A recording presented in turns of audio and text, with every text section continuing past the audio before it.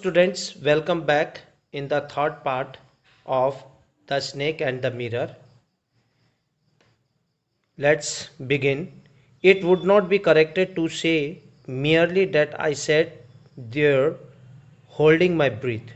So, जब सांप 3 और 4 इंचेस होम्योपैथिक डॉक्टर के फेस से 3-4 इंचेस दूर में था, तब it would not be correct to say, तो उनकी हालत कैसी थी?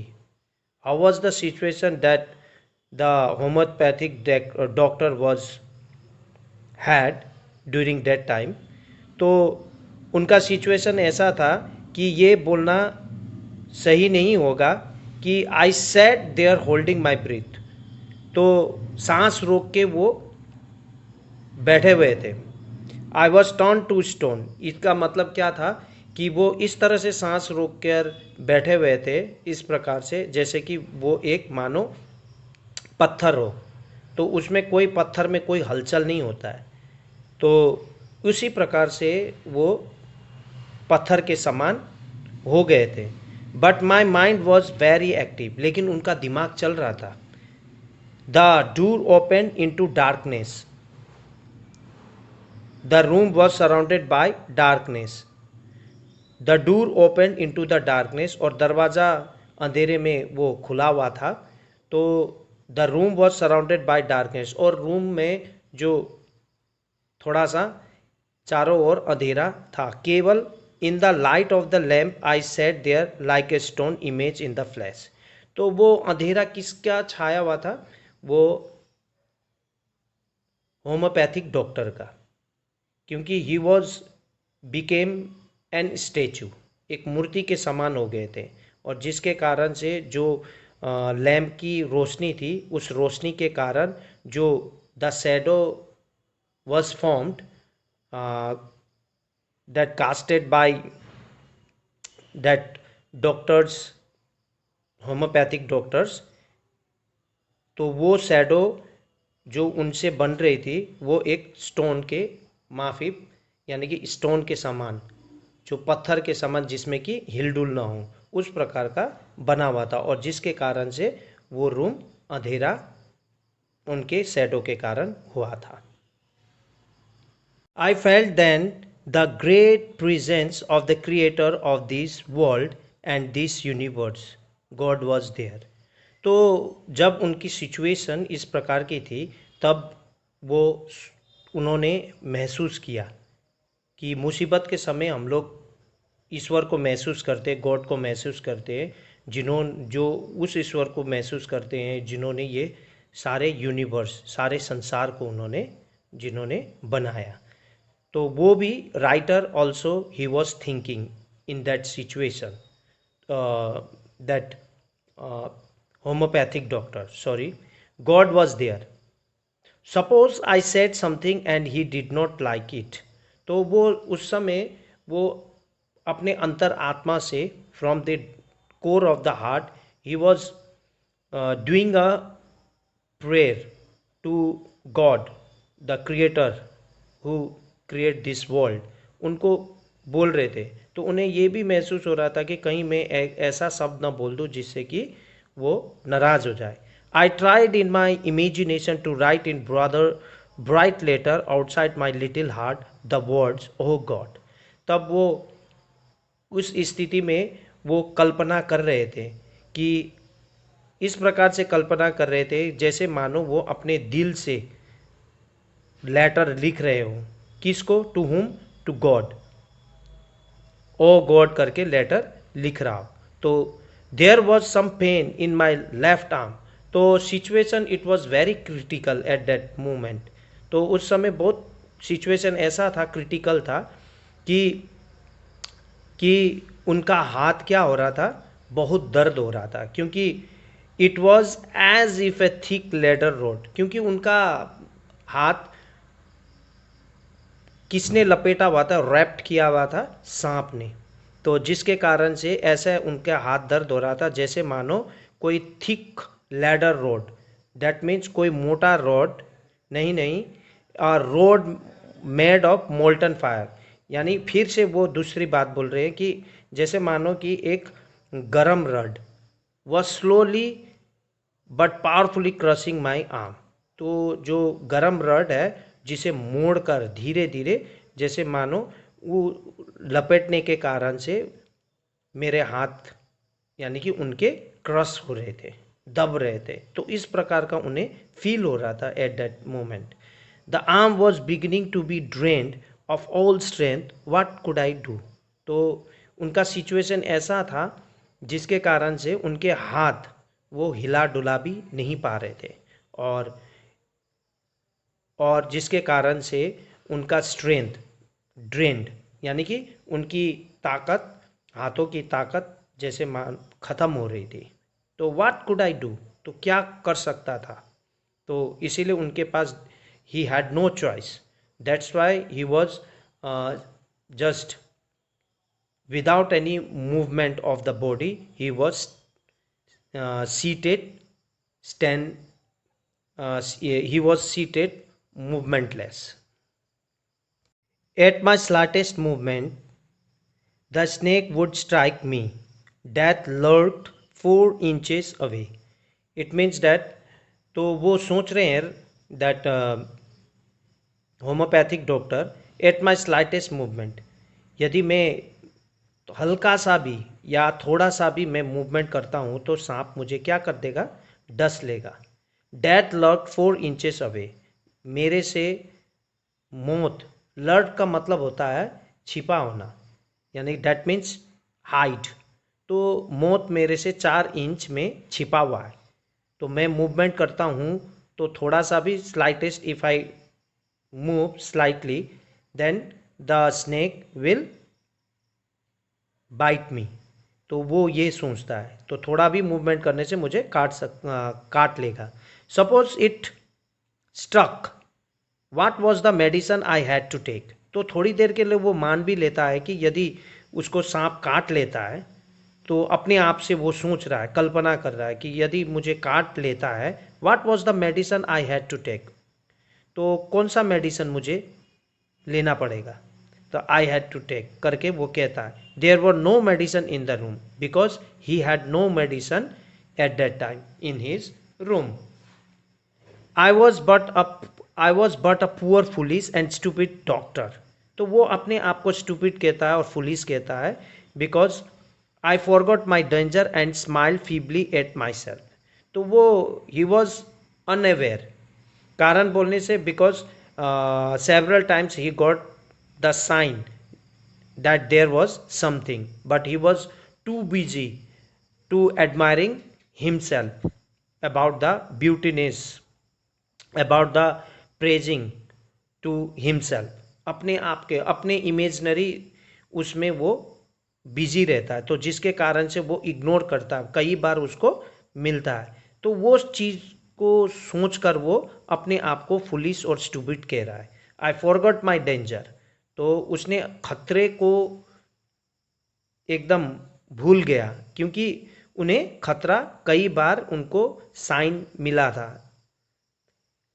और ये बात को सोचकर वो क्या करता है, smile feebly at my self. तो वो थोड़ा सा फीबली डेट मीन्स वीकली, यानी कि बड़े ही अपने आप पर वो क्या होता है, थोड़ा सा मुस्कुराता है। It seem as if God appreciated that the snake turn its head. तो इट सीम जैसा कि उसको लगता है कि ये एप्रिशिएट किया जा रहा है God.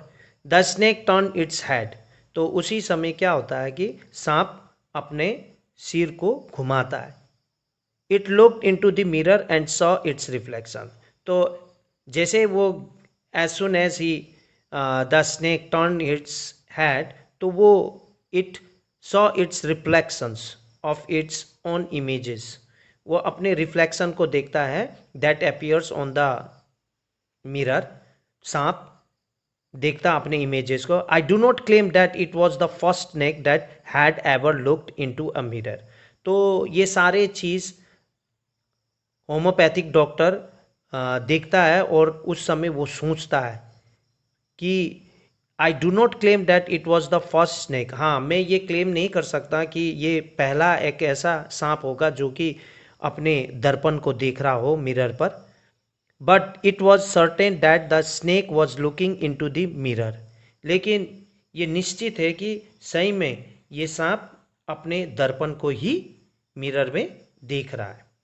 Was it admiring its own beauty, तो उसी प्रकार से वो कल्पना उसी समय करने लगता है कि जब सांप अपने दर्पण को देखता है तो वो ये सारे इंसिडेंट को वो बड़े हीरे बिना हिले डुले ये देख रहा था और वो कल्पना भी कर रहा था। Was it admiring its own beauty, क्या ये सांप अपने दर्पण को देखकर अपने ब्यूटी को एडमायर कर रहा है? Was it trying to make an important decision about growing a mustache or using eyeshadow and mascara or wearing a vermilion spot on its forehead?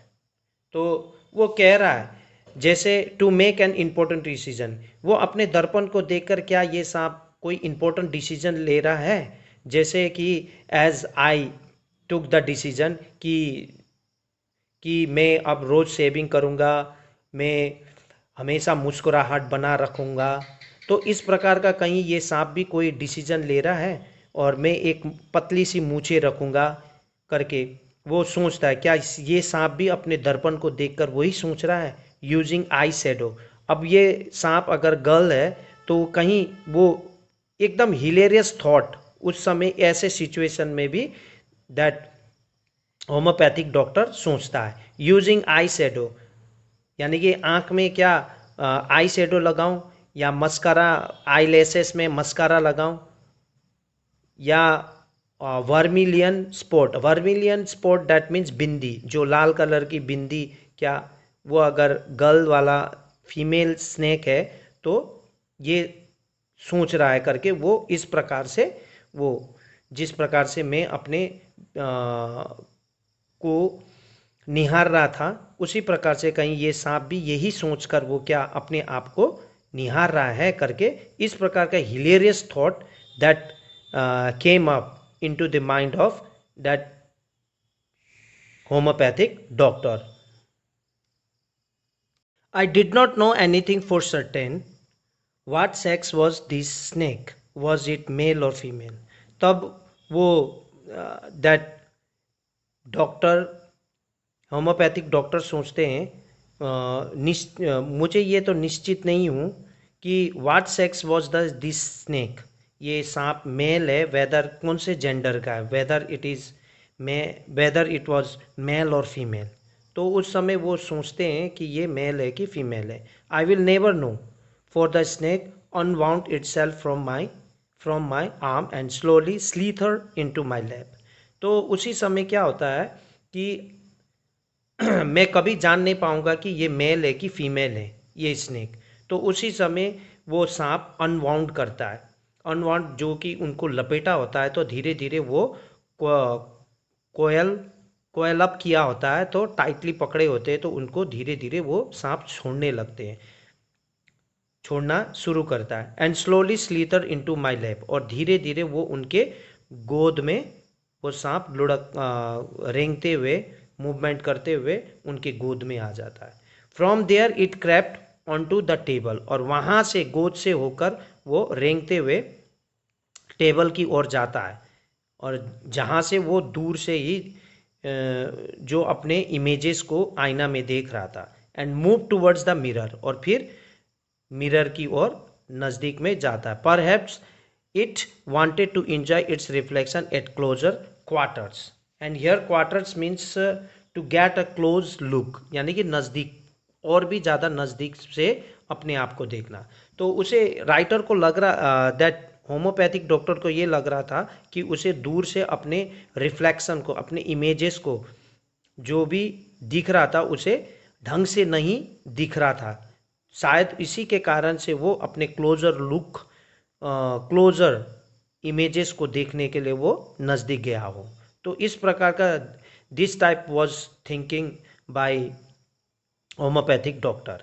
I was no mere images cut in granite. अब यहाँ पे वो बोल रहे थे कि granite से काट कर जिस प्रकार से मूर्ति बनाया जाता है उस प्रकार का इमेजेस जो उनमें जो बिना हिले डुले बैठे हुए थे उस प्रकार का।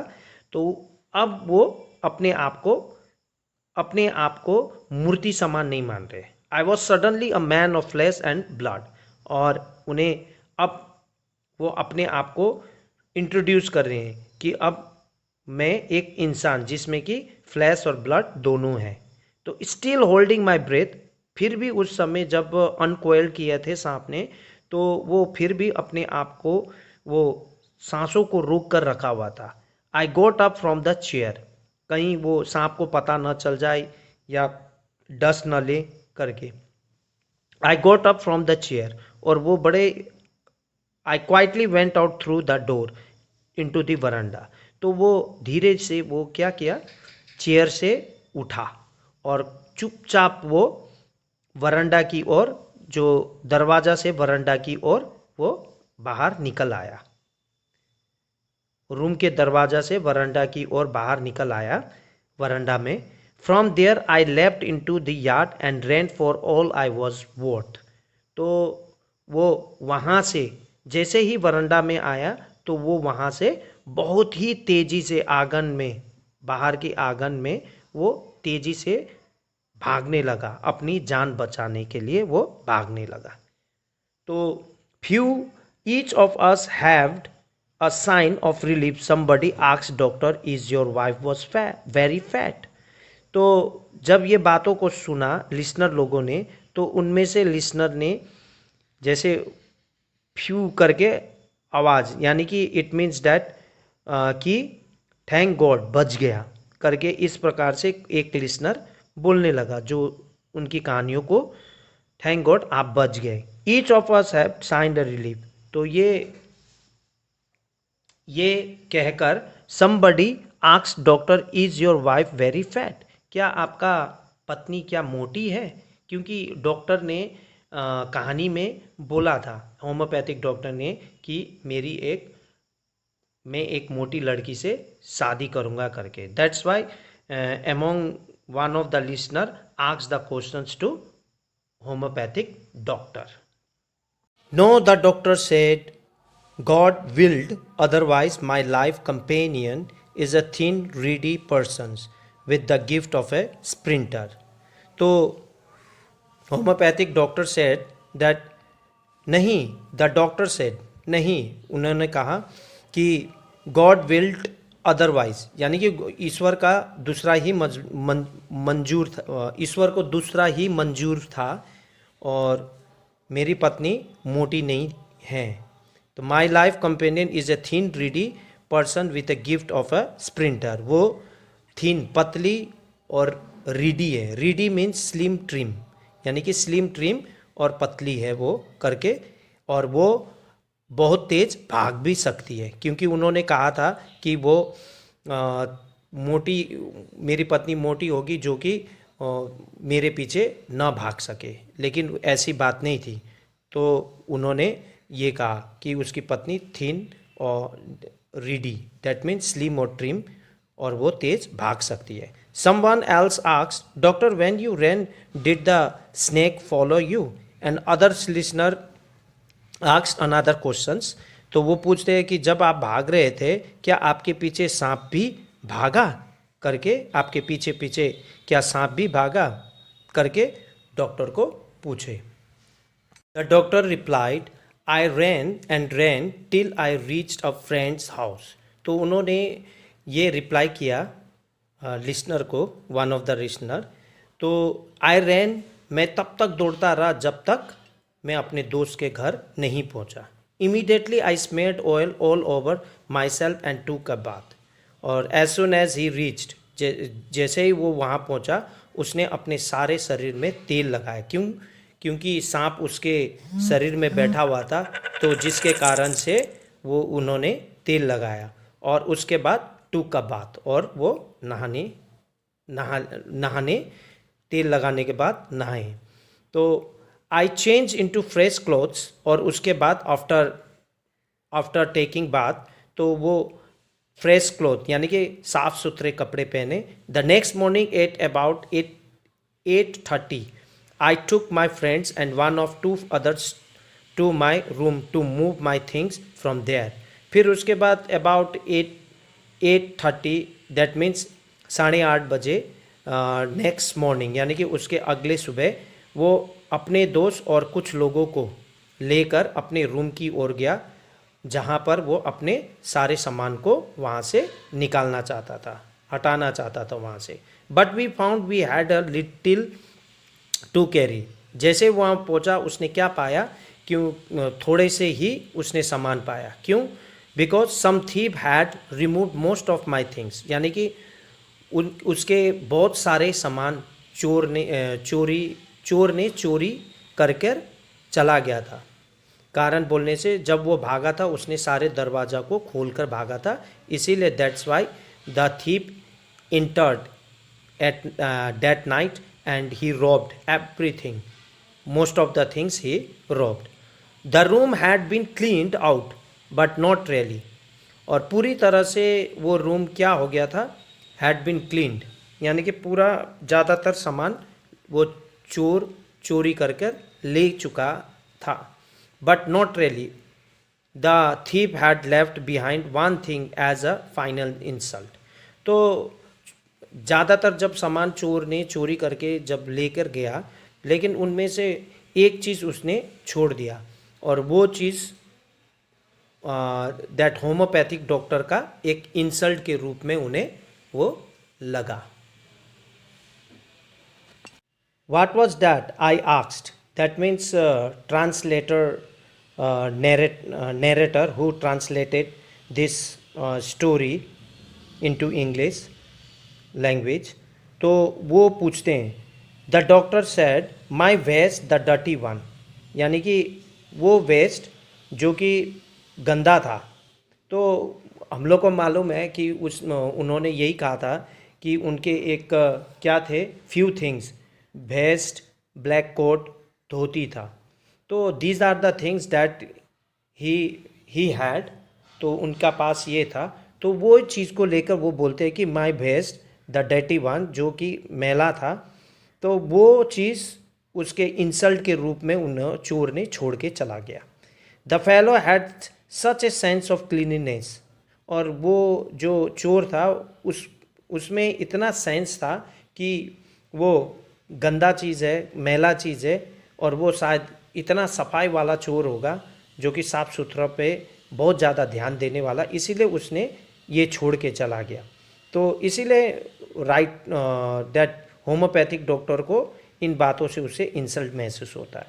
The rascal could have taken it and use it after washing it with soap and water. उसी प्रकार से हम लोग को मालूम ये भी है कि जो होम्योपैथिक डॉक्टर है वो एकदम हिलेरियस उनके थॉट है। तो इसमें भी उसी प्रकार के हिलेरियस एकदम कॉमिकल पर्सन है। तो इसमें इस स्टेटमेंट में यही वो कहते हैं कि क्या वो चोर इसे क्यों छोड़ के चला गया, ये भी साथ में ले जाता, क्या वो सोप और साबुन और पानी लगाकर उसको धोकर पहन नहीं सकता था। तो that type of hilarious thought that he had and he was saying about that. Did you see the snake the next day. तो उसके बाद डॉक्टर को पूछा जाता है, क्या आपने उस सांप को फिर नेक्स्ट डे में देखा। द डॉक्टर लाफ्ड, ये बात को सुनकर वो मुस्कुराते हैं। क्यों मुस्कुराते हैं? I have never seen it since, तब से मैंने उस सांप को नहीं देखा, कभी नहीं देखा। It was a snack which was taken with its own beauty, और वो सांप एक ऐसा स्पेशल टाइप का सांप था जो कि अपने ही इमेजेस को देखकर अपने ब्यूटीनेस में इतने मगन हो गए जिससे कि वो अपने टारगेट को भूल गया, जो कि राइटर को उसने छोड़ दिया। तो I hope that you understood this chapter. See you in the next video. Till then, goodbye. Before to go, you just do the activities related with this story. See you. Bye bye. Take care.